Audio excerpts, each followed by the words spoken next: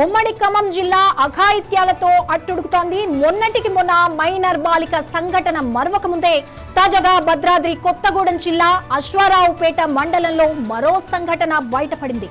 వేసవి సెలవులు కావడంతో ఆనందంగా బంధువుల ఇంటికి వచ్చింది 9 ఏళ్ల బాలిక. తన 3 ఏళ్ల చెల్లితో కలిసి ఇంటి ముందున్న కిరాణా దుకాణానికి చాక్లెట్లు కొనుక్కోవడానికి వెళ్లడమే ఆ చిన్నారి చేసిన పాపమైంది.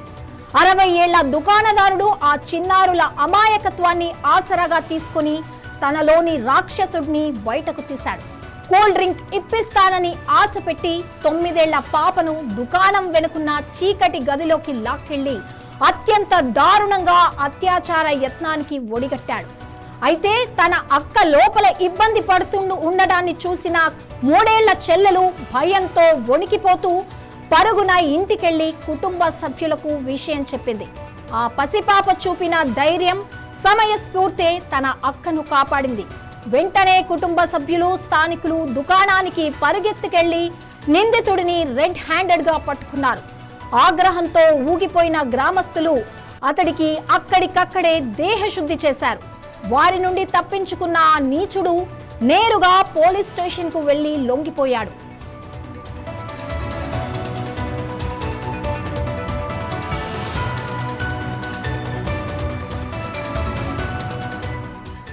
నాలుగు రోజుల క్రితం ఖమ్మంలో 12 ఏళ్ల బాలికపై ఓ కిరాతకుడు దారుణానికి పాల్పడ్డాడు. ఒక అపార్ట్మెంట్ లో మైనర్ బాలికపై లైంగిక దాడికి పాల్పడడమే కాకుండా తను చేసిన తప్పు ఎక్కడ బయటపడుతుందో అనే భయంతో ఆమెను 2వ అంతస్తు పై నుండి కిందకు తోసేశాడు. తీవ్ర గాయాలతో ప్రాణాపాయ స్థితిలో ఉన్న ఆ బాలిక ప్రస్తుతం నిమ్స్ హాస్పిటల్లో చికిత్స పొందుతోంది. పోలీసులు విచారణ జరపడంతో అసలు కిరాతకం వెలుగులోకొచ్చింది. నిందితుడిని పోలీసులు అదుపులోకి తీసుకుని పోక్సో చట్టం హత్యాయత్నం కింద కేసు నమోదు చేశారు.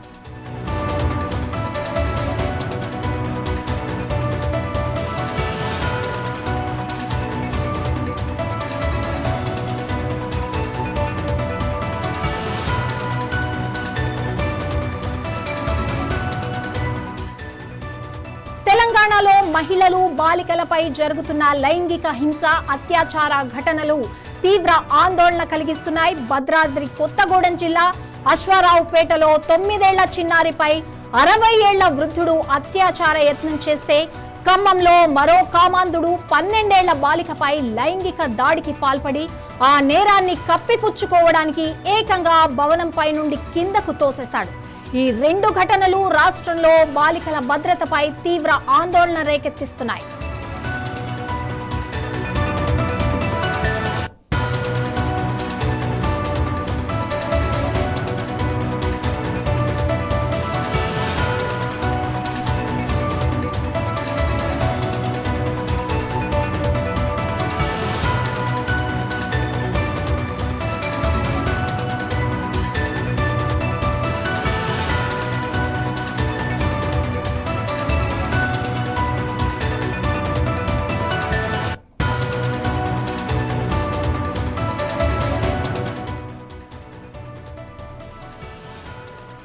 భద్రాద్రి కొత్తగూడెం జిల్లా అశ్వారావుపేటలో 9 ఏళ్ల చిన్నారిపై 60 ఏళ్ల వృద్ధుడు అత్యాచారం చేస్తే, ఖమ్మంలో మరో కామాంధుడు 12 ఏళ్ల బాలికపై లైంగిక దాడికి పాల్పడి ఆ నేరాన్ని కప్పిపుచ్చుకోవడానికి ఏకంగా భవనంపై నుండి కిందకు తోశాడు.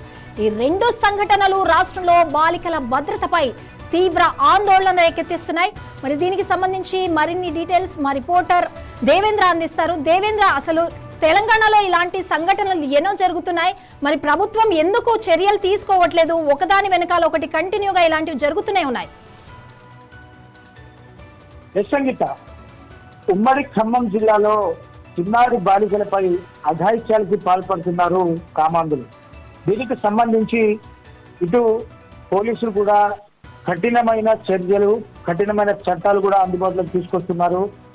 కామాంధులకి కఠిన శిక్షలు కూడా విధిస్తున్నప్పటికీ వాళ్ళ తీరులో మార్పు రావడం అయితే కనిపించడం లేదు. పూర్తిగా ఖమ్మం జిల్లాలో 12 ఏళ్ల మైనర్ బాలికపై 49 ఏళ్ల ఒక గౌస్ అనే వ్యక్తి అఘాయిత్యానికి పాల్పడ్డాడు. ఆ అఘాయిత్యం ఎవరికీ చెప్పకుండా ఉండేందుకు చిన్నారిని కాళ్ళు చేతులు కట్టేసి భవనం అంతస్తు మూడో అంతస్తు నుంచి కూడా కిందకు తోసివేసిన ఘటన ఖమ్మంలో కలకలం రేపక ముందే గత రాత్రి భద్రాద్రి కొత్తగూడెం జిల్లా అశ్వరావుపేట మండలం నందిపాడు గ్రామంలో మరో పోక్సో కేసు నమోదైంది.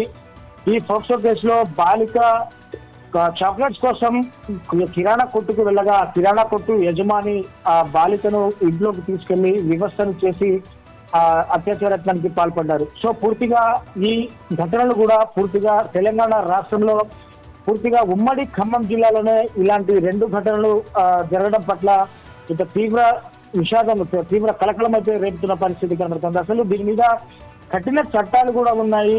ఆ పోలీసులు కూడా వెంటనే ఎవరైతే ఫిర్యాదుదారులు ఉంటారో ఫిర్యాదు చేసిన వెంటనే స్పందించి ఎవరైతే ఈ నిందితులను ఇట్లాంటి అఘాయిత్యాలకు పాల్పడుతున్నారో వీళ్ళనందరినీ కూడా వెంటనే అరెస్ట్ చేసి జైలుకు కూడా పంపిస్తున్న పరిస్థితి కనబడుతుంది. అయినా కానీ దీనిలో మాత్రం మార్పు రావడం లేదు. మనం ఎప్పుడు ఎక్కడో ఒక చోట చూస్తూనే ఉంటామంటే యాక్చువల్ గా గణాంకాల ప్రకారం చూస్తుంటే భారతదేశంలో గంటకు దాదాపు 80 నుంచి రోజు మొత్తంలో 80 నుంచి 90 ఇట్లాంటి కేసులు నమోదవుతున్నాయి. అంటే గంటకి 4 కేసులు అయితే నమోదవుతున్నాయని చెప్పేసి కూడా ఇటు గణాంకాలు చెప్తున్న పరిస్థితి కనబడుతుంది. అంటే పూర్తిగా ఇది ఖచ్చితంగా రాజకీయ నాయకుల పలుకుబడి వాళ్ళ అండదండలు ఉంటున్నాయి. ఎవరైతే ఈ పోక్సో కేసులో నిందితులుగా ఉన్నారో వాళ్లకు రాజకీయ నాయకుల అండ ఉంటుంది. సో దీని ద్వారానే చట్టాల నుంచి వీళ్ళు తప్పించుకునే ప్రయత్నం చేస్తున్నారనే వాదనలు కూడా వినిపిస్తున్న పరిస్థితి.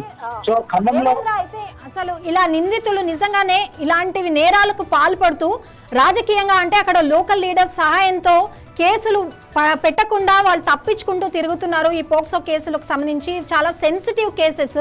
మరి ప్రభుత్వం ఎందుకు చర్యలు తీసుకోవట్లేదు? ప్రభుత్వం దృష్టికి వెళ్ళట్లేదంటారా? ప్రభుత్వం దృష్టికి వెళ్లే సంఘటనలు కొన్ని ఉంటే ప్రభుత్వం దృష్టికి వెళ్ళని సంఘటనలు కూడా కొన్ని జరుగుతున్నాయి. అంటే లోకల్ గా పోలీస్ స్టేషన్ లో కొన్ని సెటిల్మెంట్ చేసి బాలిక ఎవరైతే బాలిక చెప్పొచ్చో చెప్పదో తెలియదు, ఈ బాలిక కొంతమంది ఇలాంటి పోక్సో కేసులో బాలికల శీలానికి విలువ కట్టేసి అక్కడ నుంచి చేతులు దులిపేసుకొని వెళ్లిపోతున్న పరిస్థితిని మనం చూసుకోవచ్చు. గతంలో కూడా కొన్ని సంఘటనలు జరిగాయి. పెద్ద మనుషుల సమక్షంలో కూడా పోలీస్ స్టేషన్ వరకు వెళ్లకుండా పెద్ద మనుషుల సమక్షంలోనే ఇలాంటి సెటిల్మెంట్లు కూడా జరిగిన దాఖలాలు కూడా చాలా ఉన్నాయి సంగీత. అయితే ఖచ్చితంగా ఇలాంటి పోక్సో కేసులు నమోదైతే కనుక ఖచ్చితంగా ఇవి చాలా సున్నితమైన కేసులు. ఎందుకంటే దీంట్లో బాలిక వివరాలు కానీ వాళ్ళ తల్లిదండ్రుల వివరాలు కానీ పూర్తిగా చెప్పడానికి వీల్లేదు. ఎఫ్ఐఆర్ నమోదు చేసినప్పటికీ ఎఫ్ఐఆర్ లో కూడా కనీసం బాలిక పేర్లు కూడా చేర్చకుండా వాళ్ళ తల్లిదండ్రుల పేర్లు చేర్చి మాత్రమే ఎవరైతే ఈ ఇట్లాంటి దాడులకి అఘాయిత్యాలకి పాల్పడతారో వాళ్ళ మీద ఎఫ్ఐఆర్ కూడా ఫైల్ చేస్తున్నారు. అంటే నిన్న భద్రాద్రి కొత్తగూడెం జిల్లా అశ్వరావుపేట మండలం నందిపాడు గ్రామంలో జరిగిన ఘటనకు సంబంధించి అక్కడ రాజకీయ నాయకుల ప్రమేయంతోనే పోలీసులు కొంత ఒత్తిడికి లోనయ్యారు. అయినా కానీ వాళ్ళు గిరిజన గ్రామం, ఆ గిరిజన గ్రామంలోని ప్రజలంతా ఒక్కసారిగా పోలీస్ స్టేషన్ మీద దాడి చేయడంతో పోలీసులు ఇక చేసేదేమీ లేక ఎఫ్ఐఆర్ కూడా ఫైల్ చేసిన పరిస్థితి కనబడుతుంది. అంటే ప్రభుత్వం దృష్టికి వెళ్లే కేసులు కొన్ని అయితే ప్రభుత్వం దృష్టికి వెళ్ళని కేసులు కూడా కొన్ని ఉన్నాయి. సో ఎందుకని ఈ రాజకీయ నాయకులు ఇలాంటి నీచులకు అండగా నిలుస్తున్నారనేది కూడా పూర్తిగా ప్రశాంతకంగా మారిన అంశం సంగీత. రైట్ దేవేంద్ర.